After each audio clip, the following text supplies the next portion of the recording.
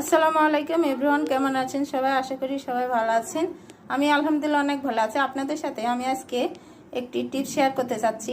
সেটা হচ্ছে বিরিয়ানি মশলা তৈরি বা গরুর শাহী মশলা।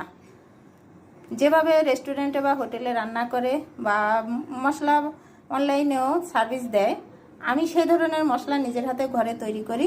আর সেটা কিভাবে তৈরি করি সেটাই আপনাদের সাথে শেয়ার করব।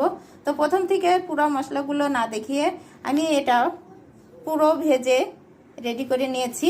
এখানে কি কি উপকরণ নিয়েছি সেটা আপনাদের সাথে আমি ভিডিও যদি আপলোড করি উপরে আপনাদের সাথে সেগুলো লিখে দিব, কি কি মশলা আমি এখানে অ্যাড করেছি। আর এখানে আমি সব উপকরণগুলো এখানে ভেজে অ্যাড করে নিয়েছি, দেখেন।